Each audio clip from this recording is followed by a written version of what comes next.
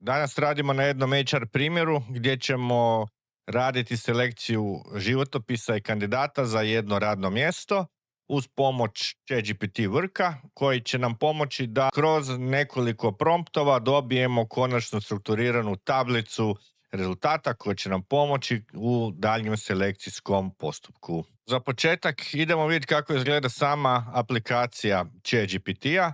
Kad skinete aplikaciju na kompjuter, instalirate, ulogirate sa svojim credentialsima, dobit ćete ovakav prozor. Ono što možete odmah zamijetiti je novost gdje gore imate odabir odmah u razgovoru da li ćete koristiti chat ili work opciju. To je jedna stvar. I s lijeve strane imate isto tako meni gdje možete odabrati da li ćete koristiti ChatGPT ili ćete koristiti Codex. Ono što ćemo mi danas koristiti je da ćemo koristiti ChatGPT i koristit ćemo Work. Za početak ćemo pogledati samo sučelje ukratko i otvorit ćemo novi projekt. Kao što vidite, ovdje u sučelju imate dvije opcije. Projekt možete otvoriti lijevo sa klikom na plus i nazivom novog projekta. Bitna stvar, možete povezati sa svojim folderom na računalu. Tog do sad nije bilo. Naravno da to nam možete napraviti, morate omogućiti u pluginovima, tako da pogledajte ove pluginove, obavezno Gmail, Google kalendar, Google Drive, Computer Use, Chrome i tako dalje. Imate i ostale koje možete ovdje pogledati i možete se povezati. Isto tako projekt, osim da kliknete na plus, možete otvoriti, kreirati, da kliknete na choose project i onda ćete ili koristiti već neki koji ste napravili, ćete kliknuti new project i na isti način otvoriti i pokrenuti novi projekt. Mi ćemo koristiti projekt koji smo već kreirali, znači imamo ChatGPT Work ovdje. I ono što nam sada slijedi je kratki odabir modela. Nakon odabira modela bacit ćemo se na posao i krenut ćemo raditi sa datotekama. Kad su modeli u pitanju, imamo tri nova, to su Luna, Terra i Sol, i ovdje imamo mogućnost odabira starih modela 5.4 i 5.4 mini. U nedavnom videu sam objasnio kako ćete koristiti i za što ćete koristiti pojedini model. Ovdje ću vam samo kratko reći. Lunu ćete koristiti za svakodnevne zadatke, one brze. Sažmi mi tekst, napiši mi email, odgovori mi, pregledaj mi emailove, izvuci mi nešto i tako dalje.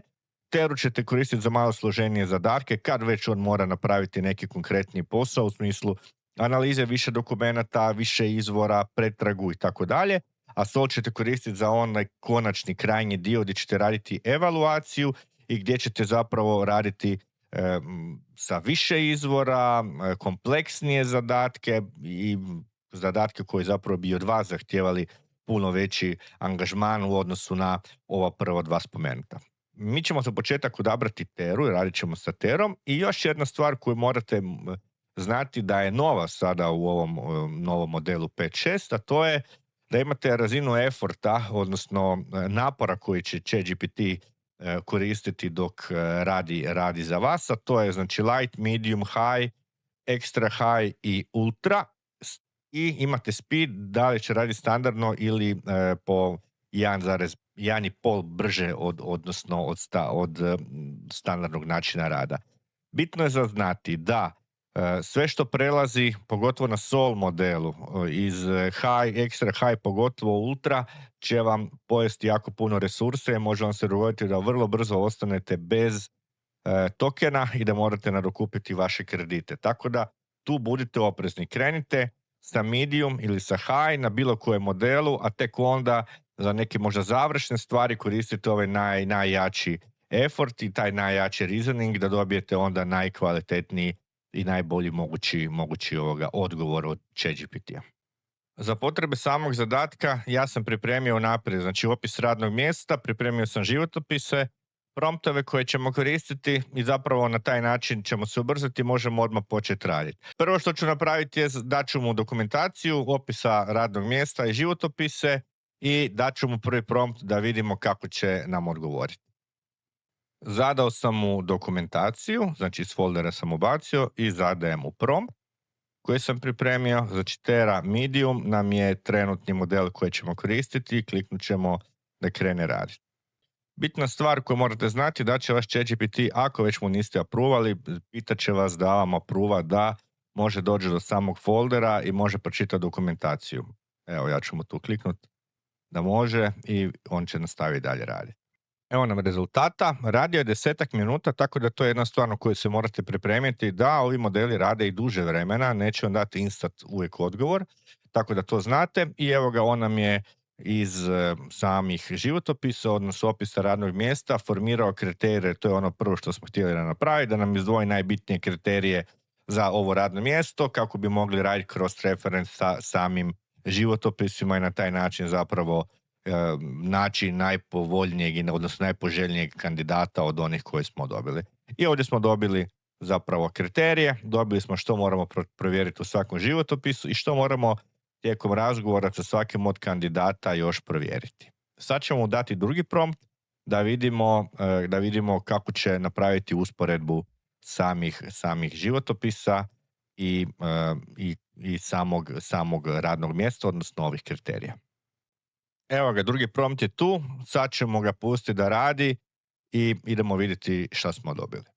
Evo nam odgovora, nakon otprilike minutu i 5 sekundi, ChatGPT nam je napravio tablicu u kojoj nam je poredao kriterije i za svakog kandidata je naveo po tom kriteriju ono što je pročitao iz samoga životopisa, tako da smo dobili jednu listu koja će nam zapravo koristiti za kasniji rad. Idemo mu dati treći prompt gdje će nam on zapravo pomoću tog prompta formirati i na temelju ove analize napraviti popis pitanja koje moramo pitati svakog kandidata kad nam dođe na razgovor. Pa ajmo pogledati kako to izgleda.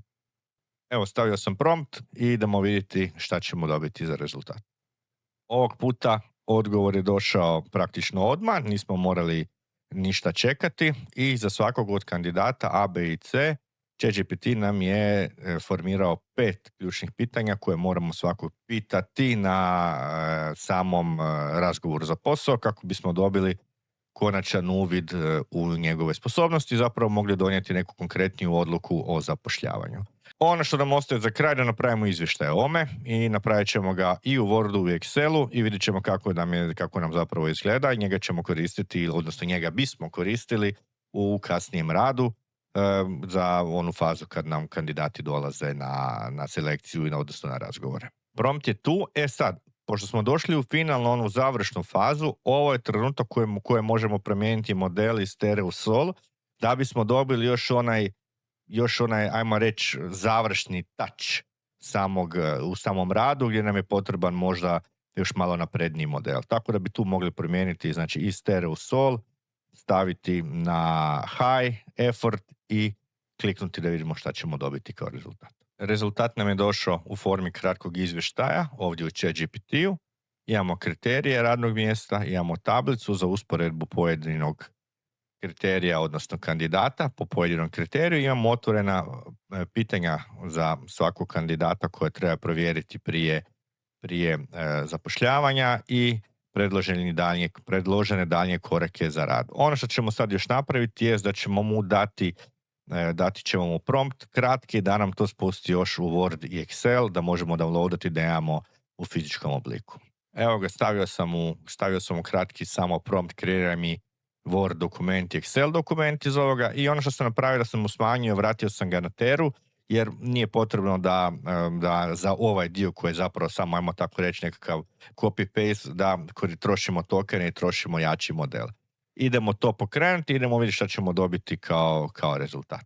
Evo ga, trebalo mu je 5 minuta i 20 sekundi i napravio nam je Word izvještaj i Excel izvještaj ovog slučaja, odnosno ovog zadatka. Otvorit ćemo jedan i drugi dokument da vidite kako oni zapravo sada izgledaju i šta možete s njima raditi.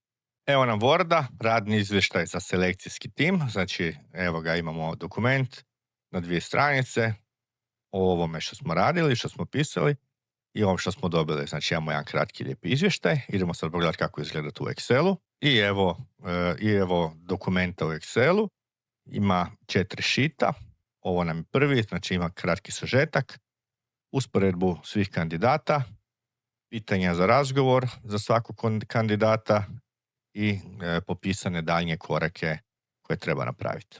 Ovo je samo jedan od primjera kako možete koristiti ChatGPT Work.